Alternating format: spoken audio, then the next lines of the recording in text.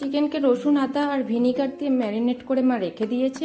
এরপর ফ্রাইং প্যানে ঘি দিয়ে এবং ঘিটাকে ভালো করে জ্বালিয়ে নিয়ে তার মধ্যে বেসন দিয়ে দিল। বেসন দিয়ে এটাকে ভুনো বেসন বানাচ্ছে। পরিমাণ মতন ঘি দিয়ে এটাকে বানাতে হবে।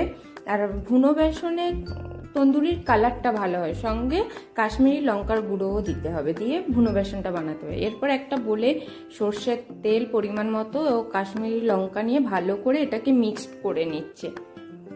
এরপর জল ঝরে রাখা টক দই, জিরে ধনের গুঁড়ো, রেগুলারের মশলা যেগুলো হলুদ লঙ্কা লবণ, এগুলো দিয়ে ভালো করে এটাকে মিক্সড করে নিতে হবে। মিক্সড করে নিক, তত সময় আপনারা আমার চ্যানেলটাকে লাইক কমেন্ট শেয়ার করুন। আর অবশ্যই কেমন লাগছে ব্লগটা কমেন্ট করে জানান। আর ভালো লাগলে অবশ্যই একবার সাবস্ক্রাইব করুন।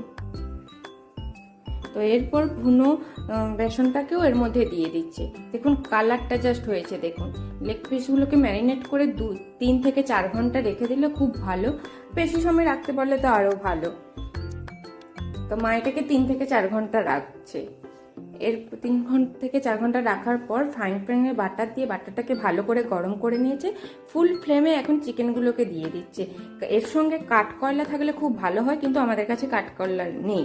কাঠকয়লা থাকলে স্মোকি স্মেলটা ভীষণ সুন্দর আসে। এরপর দেখুন রেডি।